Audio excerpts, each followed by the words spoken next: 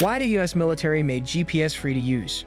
The majority of the data we use in our modern devices is priced. However, there is one critical piece of technology that is both free and essential to many of our devices. It allows our smartphones to provide us with turn-by-turn directions, irrespective of our location, and it may ultimately facilitate autonomous vehicles. In summary, this is the Global Positioning System, or GPS. It is anticipated that the cost of the construction and launch of this satellite constellation will surpass $12 billion.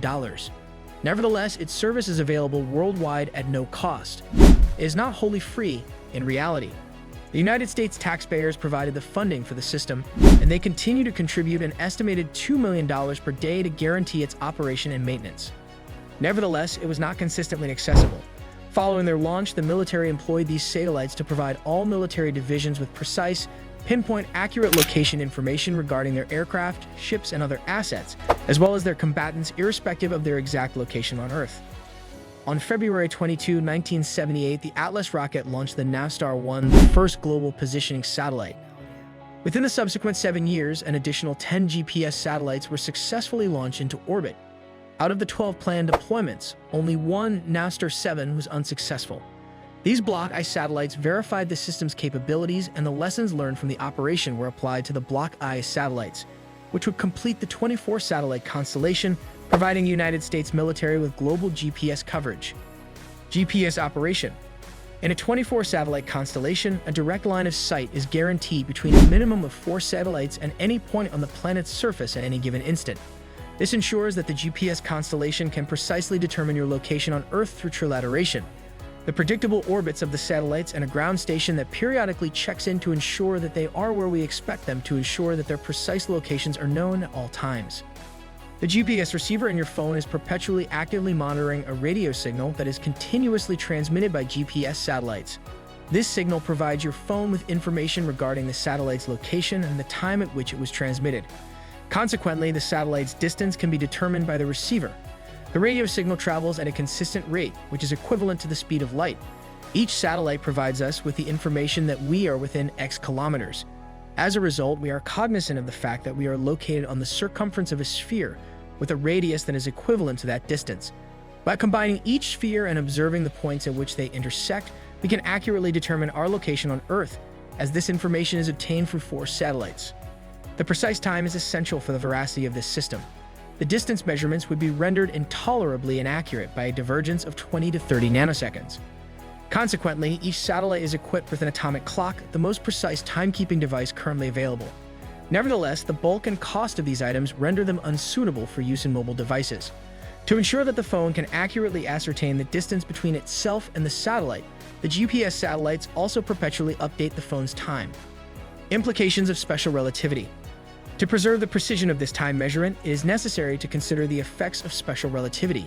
Special relativity predicts that the onboard atomic clock will experience time at a slowed pace, resulting in a 7 microsecond per day lag behind the timepieces on the ground, as the satellite in orbit is moving at a slower pace than the receiver on Earth, which is traveling at a speed of 14,000 kilometers per hour. Finally, the satellites are orbiting the planet at a height of 20,000 kilometers above its surface, where the curvature of spacetime is less influenced by the gravity of Earth. The devices that are located closer to the Earth's core will experience a delay in comparison to those in orbit, as per general relativity.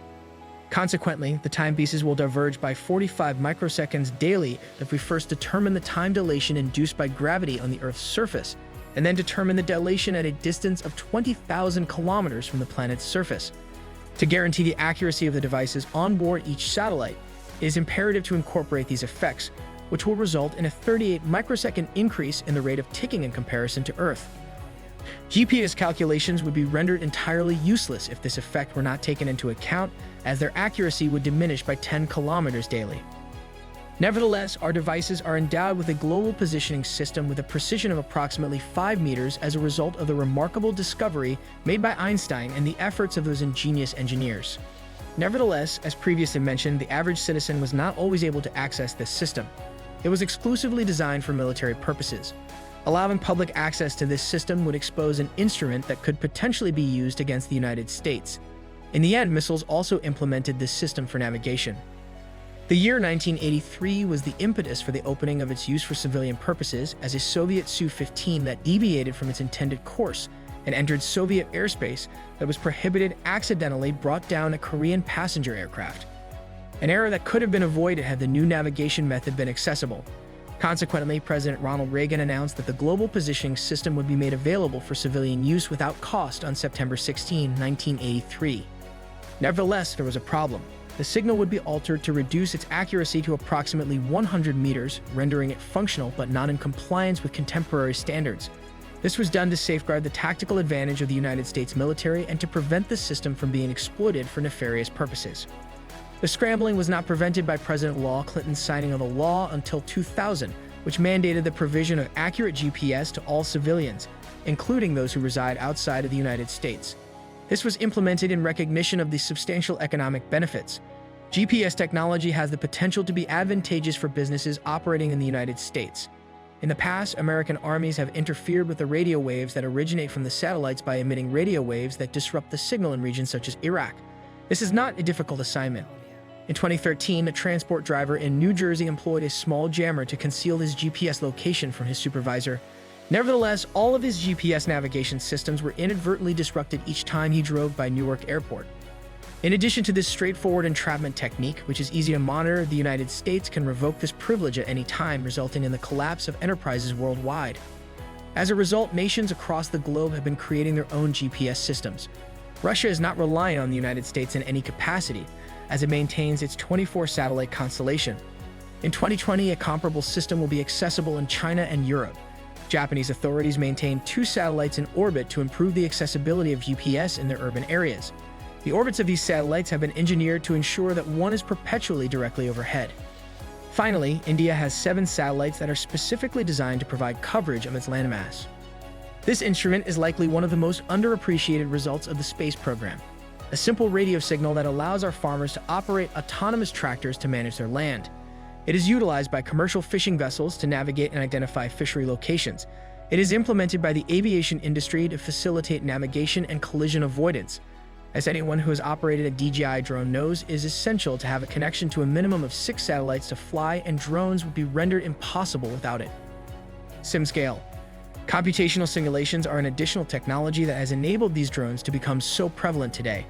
My colleagues at SimScale, who have generously sponsored this video, are working to guarantee that engineering simulations are accessible to all.